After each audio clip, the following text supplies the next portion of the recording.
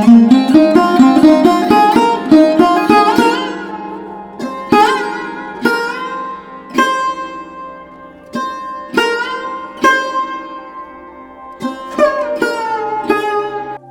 علیکم ناظرین، آج ہم آپ کو ایک دکھ بھری کہانی کے ساتھ لے چلتے ہیں افریقہ کی وہی زمین جس کے نیچے سونا چمکتا ہے مگر اوپر خون بہتا ہے۔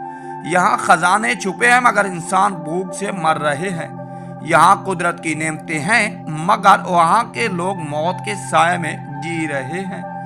جی ہاں، آج ہم بات کر رہے ہیں سوڈان کی، ایک ایسا ملک جس کے سینے میں سونا دفن ہے مگر اس کے بچوں کی لاشیں انہی سونے کی راہوں پر گری پڑی ہیں۔ اکتوبر 2025 میں ہونے والی تازہ جنگ نے پوری دنیا کو ایک بار پھر جھنجھوڑ کر رکھ دیا ہے۔ سوڈان، جس کا آفیشل نام جمہوریہ سوڈان ہے، افریقہ کے شمال میں واقع ایک اسلامی ملک ہے۔ یہاں تقریباً 50 ملین 5 کروڑ لوگ آباد ہیں۔ زبان عربی ہے اور تقریباً 95% آبادی مسلمانوں کی۔ یہ ملک رقبے کے لحاظ سے افریقہ کا تیسرا بڑا ملک ہے۔ اس کے شمال میں مصر، مغرب میں لیبیا اور مشرق میں ایتھوپیا، جبکہ جنوب میں ساؤتھ سوڈان واقع ہے۔ بحیرہ احمر کی ساحلی پٹی اسے تجارت کے لحاظ سے ایک انتہائی اہم مقام بنا چکی ہے۔ یہ وہی سرزمین ہے یہاں دریائے نیل کے دو حصے شفیر نیل اور نیلا نیل آپس میں ملتے ہیں لیکن پھر بھی الگ الگ نظر آتے ہیں۔ قدرت کا ایک ایسا معجزہ جو دنیا کے ہر سائنسدان کو حیران کر دیتا ہے۔ سوڈان کی تاریخ ہزاروں سال پرانی ہے۔ یہ وہ ملک ہے یہاں فرعونی دور کے بعد قدیم سلطنتیں آباد تھی۔ آپ کو جان کر حیرت ہوگی کہ سوڈان میں مصر سے بھی زیادہ پیرامڈز موجود ہیں جن کی تعداد تقریباً 200 سے زائد ہے۔ یہ زمین ہمیشہ طاقتوں کے بیچ کھڑی رہی۔ برطانوی قبضے کے بعد آزادی ملی، پھر جنوبی سوڈان کو الگ کر دیا گیا اور قدرتی وسائل خاص طور پر سونا دنیا کی بڑی طاقتوں کے نشانے پر آ گیا۔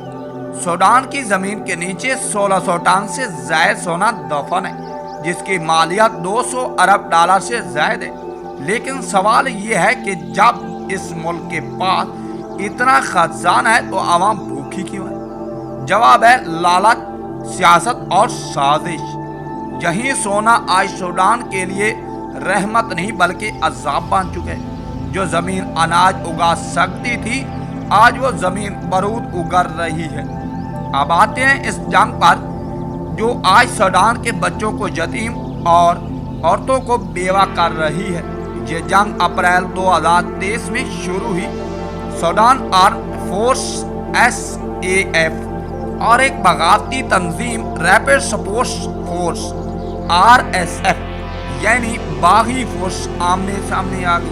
بظاہر تو یہ اقتدار کی جنگ تھی مگر حقیقت میں یہ وسائل پر قبضے کی لڑائی ہے۔ SAF کی قیادت جنرل عبدالفتاح البرہان کر رہے ہیں جبکہ RSF کے یعنی باغی گروپ کی سربراہی محمد حمدان دگالو جنہیں حمیدتی نام سے جانا جاتا ہے۔ ابتدا میں لوگوں نے سمجھا کہ یہ جھگڑا چند دنوں میں ختم ہو جائے گا لیکن دیکھتے ہی اس نے پورے ملک کو اپنی لپیٹ میں لے لیا۔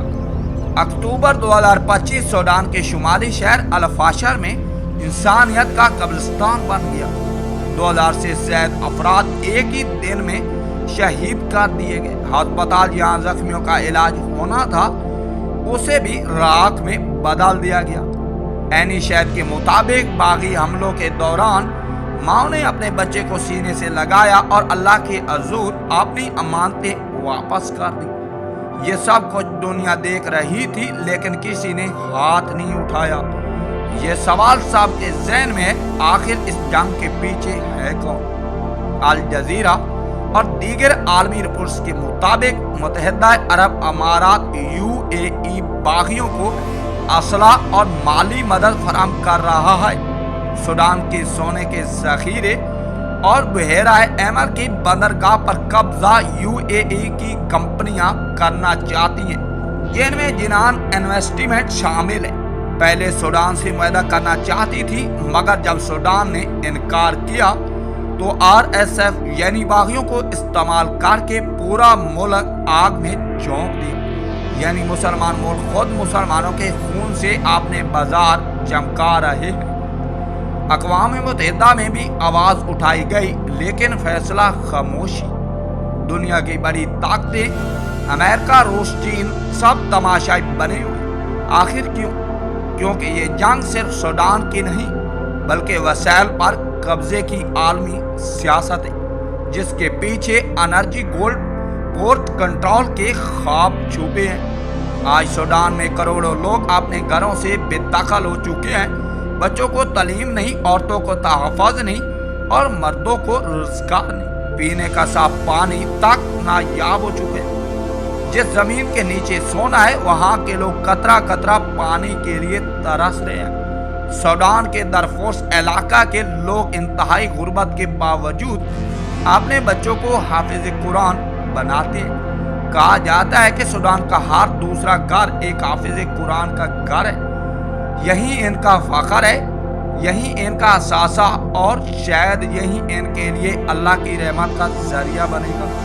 سوڈان میں کئی تاریخی مقامات موجود ہیں، جن میں سوکن شہر سب سے اہم ہے۔ کہا جاتا ہے کہ یہاں حضرت سلیمان علیہ السلام اپنے جنات کو قید کیا کرتے تھے۔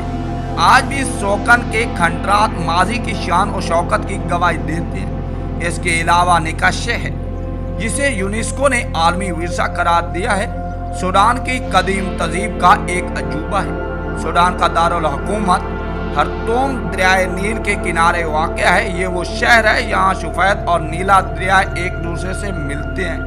یہاں کی مشہور مساجد الکبیر مسجد، النجمہ مسجد اور مسجد الشہید اسلامی فن و تعمیر کے عظیم نمونے۔ یہی وہ شہر ہے یہاں سے پوری جنگ کی شروعات ہوئی تھی۔ ناظرین، یہ تھی سوڈان کی وہ کہانی جو صرف خبروں میں چاند لائنوں میں چھپائی جاتی ہے، لیکن زمین پر یہ کہانی انسان کی آنسو اور لاشوں سے لکھی جا رہی ہے۔ آج بھی وہ بچے جن کے والدین مارے گئے ہیں آسمان کی طرف دیکھ کر دعا کرتے ہیں، یا اللہ ہمیں امن عطا کر۔ اگر یہ ویڈیو آپ کے دل کو چھو گئی ہے یا آپ مسلمان ہونے کے ناطے درد محسوس کر رہے ہوں تو اسے زیادہ سے زیادہ لوگوں تک پہنچائیں، کیونکہ اس مظلوم بچوں کی آواز دنیا تک ضرور پہنچنی چاہیے۔ اللہ سوڈان کی عوام کی مدد فرمائے۔ نیکسٹ ملیں گے کسی تاریخی ویڈیو کے ساتھ، تب تک کے لیے اجازت دیجیے۔ اللہ حافظ۔